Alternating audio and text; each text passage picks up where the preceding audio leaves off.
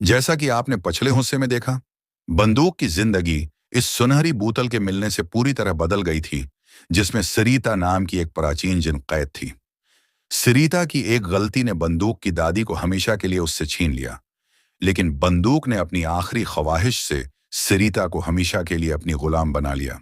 सरीता की ताकतों ने बंदूक के मुरझाए हुए खेत को बारिश और जादू से फिर से हरा भरा कर दिया, और दोनों के दरमियान एक उनकहा रोमांटिक बंधन जन्म लेने लगा। लेकिन नीमगाम के सबसे खतरनाक आदमी भीमसेन ने बंदूक की इस खुशी से जल उठा। उसने बंदूक के खेत की हरी भरी फसल देखी और सरीता के राज से वाकिफ हो गया। उसने सरीता की बोतल छीनने की साजिश रची और चुपके से बंदूक के घर की खिड़की से सब कुछ देख लिया। अब इसका लालच नीमगाम को एक नए खतरे की तरफ ले जा रहा था। आइए अब देखते हैं कि इस राज से मायूस कहानी का अगला मोड़ क्या लाता है। नीमगाम की रात सबसे शांत थी, लेकिन भीमसेन के मन में तूफान मचा हुआ था। उसकी आंखों में लालच की चमक थी और उसका दिमाग इस सुनहरी बोतल के उर्द गिर्द घूम रहा था। वो जानता था कि अगर वो इस बोतल को हासिल कर ले तो उसकी जिंदगी बदल जाएगी। सूरज की पहली किरणों के साथ ही वो गांव के हकीम रामदेव के पास पहुंचा। रामदेव एक बूढ़ा और चालाक आदमी था, जो गांव में दवाइयों और जड़ी बूटियों का व्यापार करता था। भीमसेन ने अपनी जेब से कुछ मिट्टी भर पैसे निकाले और रामदेव को थमाते हुए नींद की गोलियां मांगे। रामदेव ने उसे शक की नजरों से देखा, लेकिन पैसों की खंक ने उसकी झझक को दबा दिया। उसने एक छोटी सी शीशी में सफेद गोलियां दें, जो किसी को भी गहरी नींद में सला सकती थीं। भीमसेन ने शीशी को अपनी जेब में छुपाया और एक खतरनाक मुस्कान के साथ वहां से निकल गया। पूरा दिन वो अपने खेत के किनारे बैठा इस बोतल के बारे में सोचता रहा। उसका दिमाग इन तमाम ख्वाहिशों से भरा था जो वो सरीता से पूरी कराना चाहता था। दौलत, ऐश व इशरत और गांव की हर खूबसूरत लड़की पर उसका बस। उसकी आंखें लालच और खौफ के बीच झूल रही थीं। सरीता की नीली ज़लफ़ों और चमकती आंखों का ख्याल उसे डराता था, लेकिन उसका लालच उसे बार बार अकसा रहा था। जैसे जैसे सूरज ढलने लगा, भीमसेन ने अपनी साजिश को अमली जामा पहनाने का फैसला किया।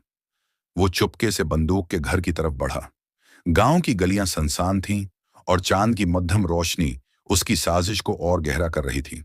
बंदूक का घर गांव के कोने में था, जहां रात के सन्नाटे में सिर्फ झींगर की आवाज गूंज रही थी। भीमसेन ने चुपके से घर के दरवाजे तक पहुंचा और देखा कि दरवाजे पर कंडी लगी थी। बंदूक घर पर नहीं थी। ये भीमसेन के लिए सुनहरी मौका था। उसने धीरे से कंडी खोली और घर के अंदर दाखिल हो गया। उसकी नजरें चारों तरफ घूमे, लेकिन उसे वो सुनहरी बोतल कहीं नहीं दिखी। उसने मेज, अलमारी और यहां तक कि बावर्ची खाने की तलाशी ली, लेकिन बोतल का कोई अता पता नहीं था। नाकामी और गुस्से से उसका चेहरा लाल हो गया, लेकिन उसने हार नहीं मानी। उसने अपनी जेब से नींद की गोलियां निकालें और बावर्ची खाने में रखे पानी के घड़े में सारी गोलियां डाल दें। पानी में गोलियां घल गईं और उसने एक चालाक मुस्कान के साथ घर से निकल लिया। रात के वक्त जब चांद नीमगाम के खेतों पर अपनी चांदी सी रोशनी बिखेर रहा था, बंदूक अपने खेत से थक्का हारा घर लौटा। उसके कपड़े कीचड़ से उठे थे और उसका चेहरा पसीने से चमक रहा था। उसने अपनी जेब से सुनहरी बोतल निकाली और उसे रगड़ा। धमा हुआ में तेरता हुआ सरीता की शक्ल में बदल गया। सरीता का चेहरा आज रात और भी रहमानी लग रहा था। इसकी नीली ज़ल्फ़ें चांद की रोशनी में चमक रही थीं और उसकी आंखें बंदूक के चेहरे पर जमी थीं। बंदूक ने मुस्कुराते हुए कहा कि उसे भूख लगी है। सरीता ने अपनी अंगलियां चटकाईं और मेज पर स्वादिष्ट खाना सज गया। गरम गरम रोटियां, दाल और मिठाई की खुशबू कमरे में फैल गई।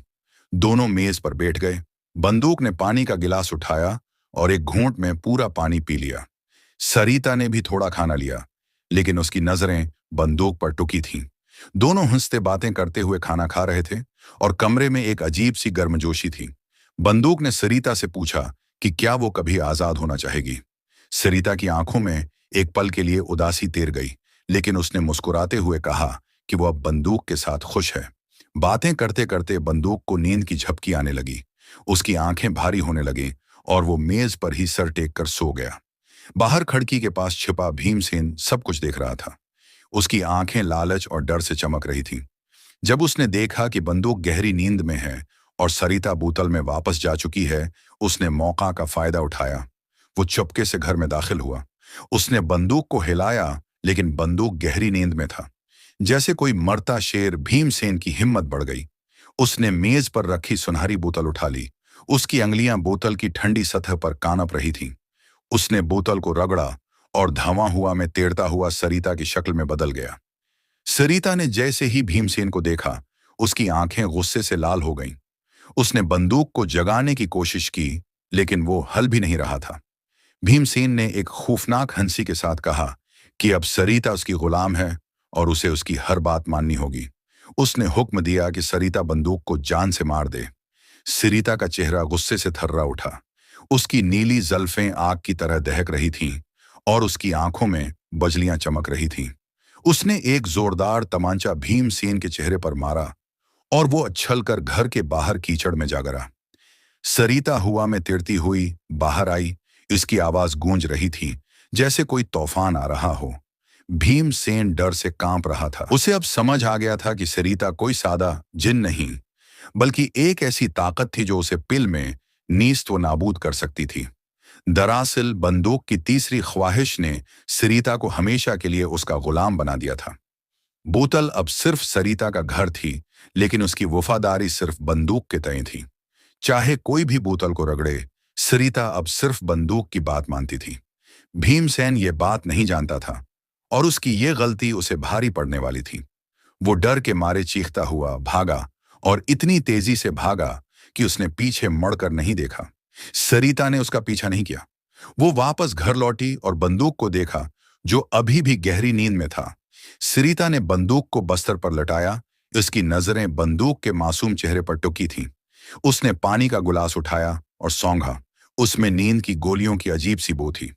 सरिता समझ गई कि भीमसेन ने बंदूक को बेहोश करने की साजिश रची थी।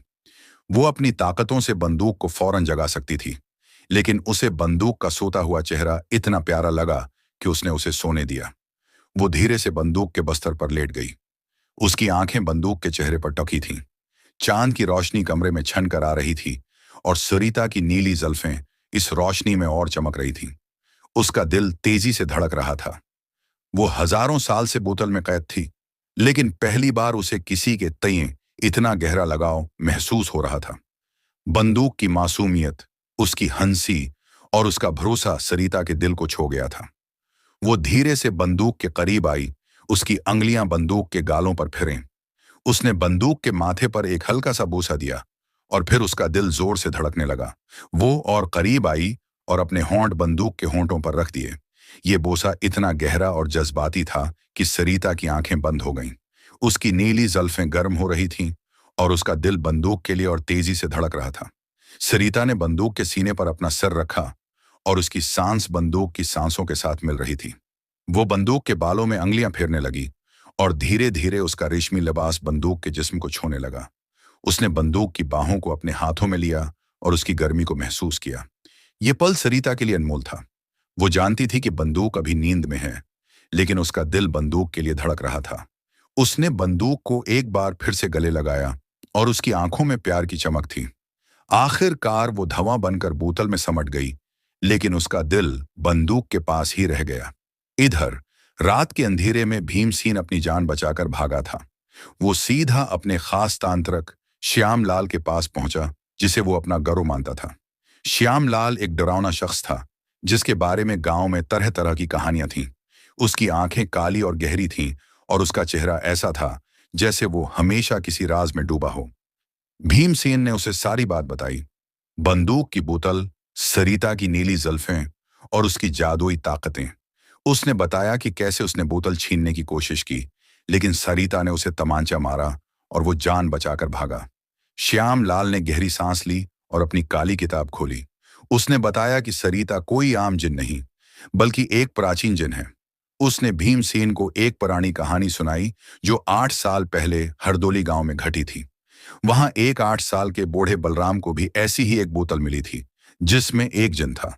बलराम ने उस जिन की ताकतों का गलत इस्तेमाल किया और गांव की कई लड़कियों के साथ गलत हरकतें की। जब पुलिस ने उसे पकड़ने की कोशिश की तो उसने खुदकशी कर ली, लेकिन उसकी बोतल का कोई अता पत्ता नहीं चला। श्यामलाल की आंखें चमक उठीं। उसने भीमसेन को कहा कि अगर वो इस बोतल को ढूंढ ले तो वो दुनिया का सबसे ताकतवर इंसान बन सकता है। भीमसेन का लालच फिर से जाग उठा। उसने श्यामलाल के पांव छुए और हरदोली गांव की तरफ रवाना हो गया। रात के अंधेरे में वो बलराम के पुराने खंडर हो चुके घर में पहुंचा। घर में सन्नाटा फैला था और दीवारों पर मकड़ियों के जाले लटक रहे थे। भीमसेन ने हर कोने की तलाशी ली, लेकिन उसे कुछ नहीं मिला। निराश होकर वो बाहर निकला। तभी उसकी नजर मिट्टी के एक टीले पर पड़ी। उसने फावड़ा लिया और मिट्टी खोदना शुरू किया। कुछ ही देर में उसे एक चमकदार बोतल मिली जो सुनहरी रोशनी बखेर रही थी। भीमसेन की आंखें लालच से चमक उठीं। वो जोर जोर से हंसने लगा, जैसे उसने दुनिया जीत ली हो। भीमसेन ने बोतल को रगड़ा और एक अजीम जिन बाहर निकला। उसका जिस्म धुएं की तरह था और उसकी आवाज ऐसी थी जैसे पहाड़ खसक रहे हों। जिन ने कहा कि वो भीमसेन की 3 ख्वाहिशें पूरी कर सकता है। भीमसेन का दिमाग लालच से भरा था। उसने फौरन अपनी पहली ख्वाहिश मांगी। गांव की सारी खूबसूरत लड़कियां उसके प्यार में पागल हो जाएं। जिन ने अपनी अंगलियां चटकाएं और धुएं में गायब हो गया। भीमसेन ने इंतजार किया, लेकिन कुछ नहीं हुआ। उसे लगा कि जिन ने उसे ठग लिया है।